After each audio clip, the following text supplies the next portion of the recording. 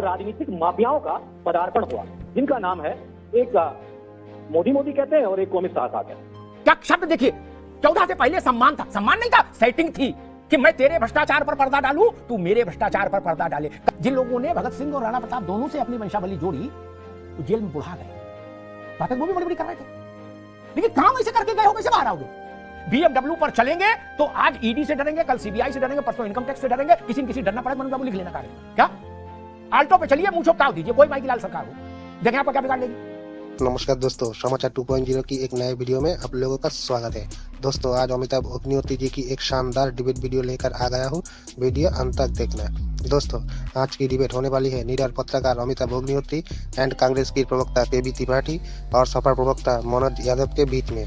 Corruption के मुद्दे पर अमिताभ अग्निहोत्री जी ने आज इन दोनों की वाट लगा दी। दोस्तों, आज की डिबेट बहुत मजेदार होने वाली है, अंत तक देखना। वीडियो अच्छा लगे तो एक लाइक एंड चैनल पर पहली बार आए हैं सब्सक्राइब भी कर लेना एंड वीडियो के बारे में अपना क्या राय है कमेंट में जरूर लिख के जाना। चलिए शुरू करते हैं। बहुत कठिन है डगरपन घट की, पहले नेता बल तो गिरफ्तार नहीं होता। मैं बुनियादी बात लाया हुई है और कहीं चर्चा में नहीं मिलेगी बात। क्या जिसने खादी पहन ली उसके 100 कत्ल माफ, क्या मुंह जोताओ दे घूमता था पहले के भारत में। और मान लो ग्रह खराब हो, गिरफ्तार हो भी जाए तो 2-4-5 दिन में छूट आता था, तो जलूस अलग निकालता था छूटने के बाद, माला पहन के गेंदा की। क्या अब की जो गया उसका पता ही नहीं कितने दिन हो गए, कहां है। जो तिहाड़ में है वो तिहाड़ में ही है, बूढ़ा हो गया। क्या मामला लग रहा है इस बार कुछ गड़बड़ है भाई। कुछ जेल में चले गए, वो विलुप्त हो गए, कुछ के खिलाफ चार्जेस फ्रेम है, वो लाइन में है, क्यू में है। नहीं, बड़ी स्थिति खराब है। ऐसे में एकता टिकेगी कैसे, कितने बचेंगे और कितने लड़ेंगे 24 में, ये बड़ा सवाल खड़ा होता है त्रिपाठी जी। नहीं, मान लीजिए आप लड़ने की तैयारी कर रहे हैं, अचानक से जेल चले गए, तो जेल में तो फिर मतलब वो मनीष सिसोदिया जी बोल के गए थे कि हम लोग भगत सिंह के वंशज हैं, 2-4-5 दिन में आ जाएंगे। 9 महीने हो गए, अभी तक तो कोई खोजी खबर नहीं। ममता जी के वो एक मंत्री थे, भारी भरकम टाइप के थे ना, जो एक मॉडल के चक्कर में भी थे, रुपया उनके कमरे में बिछा मिला था, वो भी गए अंदर तो चले गए, फिर बाहर नहीं आए। त्रिपाठी जी, लेकिन मैं भी स्पष्ट कर दूं कि राहुल जी के पीछे भी ईडी इतने दिन पड़ी रही जी, और 55 घंटे बिठा के पूछताछ कर ली। सोनिया जी को भी बुला लिया, प्रियंका जी को भी बुला लिया, दूर दूर तक सबको समझ लिया। लेकिन मैं दूसरी बात कहता हूं, क्या भारतीय राजनीति यही दिन देखने के लिए अभिशप्त थी? क्या आज राजनीति में जिस तरह से एजेंसियों का दुरुपयोग हो रहा है और जिस तरह से चुनाव को बचाने के लिए, कल प्रधानमंत्री जी ने एक स्टेटमेंट दिया और मुझे उस पर बड़ा हास्यास्पद लगा कि उन्होंने कहा कि चुनाव लड़ने के लिए हम लोग कभी कोई काम नहीं करते। मतलब 900 चूहे खाकर बिल्ली हज को जाए वाली कहावत। रुको जरा, ऐसा मत बोलो, ये मेरा व्यक्तिगत अनुरोध है, क्योंकि अंदर हो जाएंगे तो कुछ नहीं होगा। फिर वो भी गए, जो बोल रहे थे वो गए ना अंदर।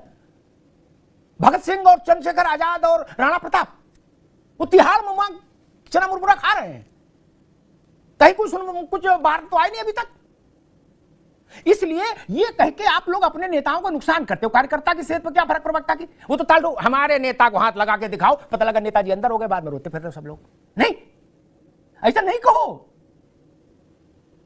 मुझे याद है पार्लियामेंट में कहा गया था, मोदी जी में हिम्मत है तो 370 हटा के दिखाएं, खून की नदियां बहा देंगे। त्रिपाठी जी आप तो गवाह हो, क्या कोको कोला की बोतल भी नहीं फैली, कहीं नहीं फैली ना। इसलिए ऐसी बात अब मत बोलो, मामला गंभीर है, खतरनाक है। जो जेल में है उनसे राब्ता बैठाओ, पूछो क्या स्थिति है उनकी।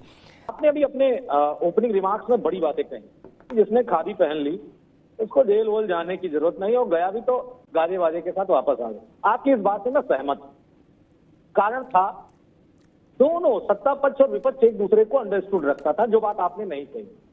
आपने नहीं कही, लेकिन मैं कह रहा हूं, एक राजनीतिक दल का प्रवक्ता होने के नाते भी कह रहा हूं, दोनों राजनीतिक दल एक दूसरे को अंडरस्टूड रखते थे और कोशिश करते थे सम्मान करने की, अपमान ना हो, जेल ना जाना पड़े। 2014 में जब दोबारा से भारत आजाद हुआ, कथनानुसार बीजेपी और आरएसएस के लोगों के, तब 2 राजनीतिक माफियाओं का पदार्पण हुआ राजनीति। मेरे शब्द को आप आत्मसात कर लीजिए, 2 राजनीतिक माफियाओं का पदार्पण हुआ, जिनका नाम है एक मोदी मोदी कहते हैं और एक को अमित शाह कहते हैं। उन्होंने देश की राजनीति को बदला। कर्नाटक का उदाहरण दूंगा तो आपको बात और आसानी से समझ में आ जाएगी। जब बीजेपी के विधायक के 8 करोड़ रुपए पकड़े जाते हैं तो उसको इतना वीक तुरंत बेल फूल माला आप ही वाला सब कुछ है, ढोल मजारा नगाड़ा सब बजा, कायदे से बजा एक ही हफ्ते में। लेकिन विपक्ष का अगर कोई नेता चला गया तो ये दो राजनीतिक माफियाओं ने, अमिताभ जी, उनको कोई कसर नहीं रखी कि उनको मौका भी मिल सके कि साहब आप बाहर आ जाओ, अपनी बात जनता के बीच में कह लो, न्यायाधीश से कह लो, जमानत मिल जाए, अपनी लड़ाई लड़ लो, मुकदमा लड़ लो, क्लीन चिट हो जाओ या सजा याफ्ता हो जाओ। उनको वो भी मौका नहीं दिया। तेरा तो गेम बजाना पड़े। लेकिन मैं इस बात से बड़ा खिन्न होता हूं, विपक्ष का हो चाहे पक्ष का हो, नेताओं ने अपनी ज्यादा मालूम खिल्ली क्यों उड़वाई? वो इस बात की बेगिंग कर रहे हैं, इस बात की भीख मांगते दिखते हैं जनता को टीवी पर या इंटरव्यूज में या अलग अलग कि भाई हम नेता हैं, कम से कम हमें तो मत पकड़ो। क्यों भाई, आप नेता का क्यों नहीं पकड़ा जाए? तो भाई क्या बिल्कुल जेल डालना चाहिए। पाप किया है जाइए। कल दिल्ली हाईकोर्ट ने क्या कहा? कल दिल्ली हाईकोर्ट ने मनीष सिसोदिया के मामले में कहा अपराध बड़ा है, हजारों करोड़ के घोटाले का मसला है, कैसे बेल दे दे? बात समाजवादी पार्टी में दी थी क्या? अच्छा बात करते हो, ये कौन सी बात हो गई कि हर नेता ये चाहता है कि क्या शब्द देखिए, 14 से पहले सम्मान था, सम्मान नहीं था, सेटिंग थी कि मैं तेरे भ्रष्टाचार पर पर्दा डालूं, तू मेरे भ्रष्टाचार पर पर्दा डाले। ये बड़ी अच्छी बात कही आप। कल आप नहीं थे, आज जो आपने कहा कि आपने नहीं बोला, कल मैंने इस पर विस्तार से टिप्पणी की थी। मुलायम सिंह कहते थे हम आएंगे तो बुलडोजर चला देंगे, मायावती कहती थी हम आएंगे ये सारे गुंडों को जेल भेज देंगे। 5-5 साल दोनों राज करके चले गए। शिवपाल, रामगोपाल, अखिलेश यादव, मुलायम सिंह, किसी सिपाही के किसी आदमी को कुछ हुआ, उनकी सिक्योरिटी में लगा, सिपाही नहीं बदला। और वैसा वर्षा मायावती जी सरकार में नहीं रही, मुलायम सिंह जी रहे या अखिलेश जी रहे, तो मायावती जी के परिवारजनों की सिक्योरिटी में लगा होमगार्ड तक नहीं बदला, उनके बिना मर्जी के। ये क्या सेटिंग चाहते हो? ये सेटिंग नहीं होनी चाहिए, कतई नहीं होनी चाहिए। सबके खिलाफ कार्रवाई करो। आपकी सरकार आए, आप भी सेटिंग मत करिए। सेटिंग क्यों? सेटिंग लोकतंत्र के प्रति अपराध है, और जो नेता इसके लिए बेगिंग कर रहे हैं उनके पीछे बेईमानी है। अभी जो एजेंसियों की बात हो रही थी, जो आपने भी कहा पिछली बार कम रह गया था, एक बात बस जोड़ दूं कि आपने कौन सी कमी छोड़ी राहुल गांधी के पीछे पूछताछ करने? कल आप गिरफ्तार करके दिखा दीजिए। अगर वो गिरफ्तारी को एक मिनट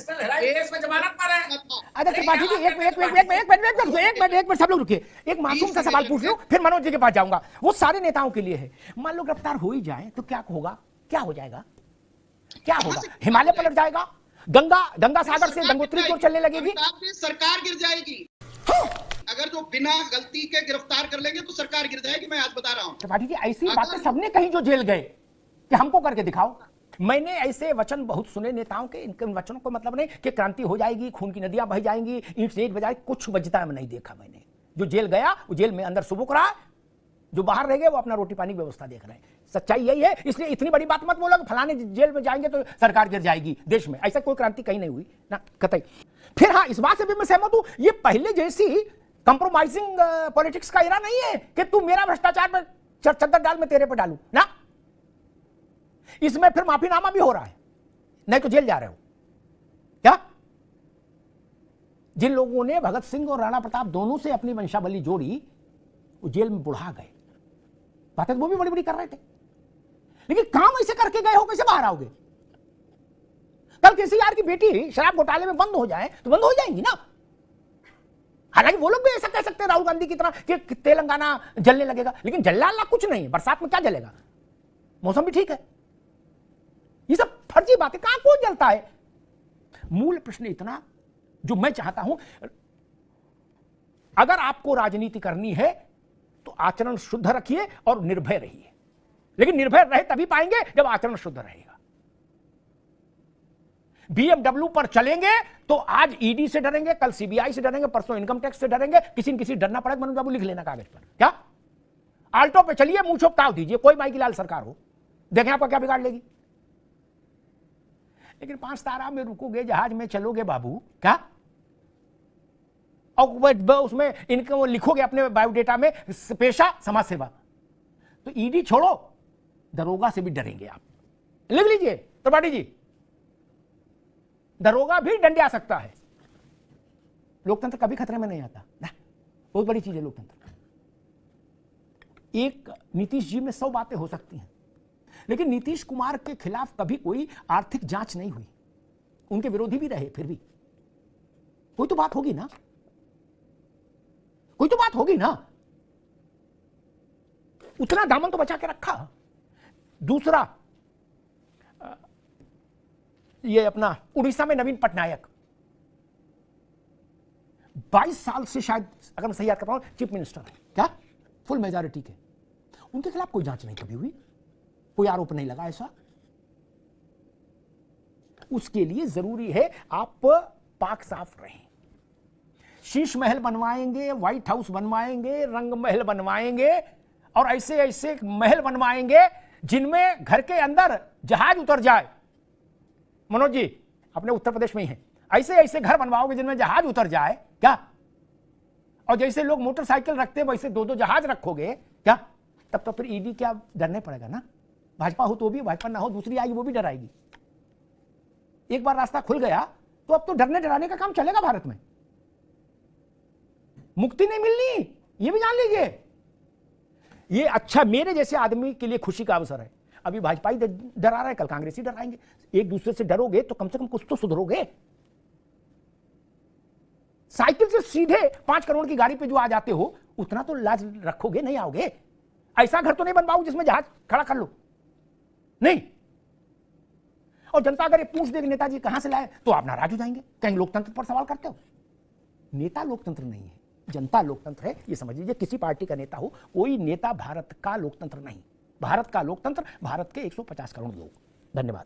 क्या बात है सर, क्या बात है सर, क्या बात, ये बात है। दोस्तों वीडियो अंत तक देखने के लिए आपका बहुत बहुत धन्यवाद। वीडियो अंत तक देख ली तो अच्छी लगी होगी। अगर अच्छी लगी तो वीडियो को एक लाइक एंड चैनल को सब्सक्राइब कर लेना। एंड वीडियो के बारे में अपना क्या राय है कमेंट में जरूर लिख के जाना।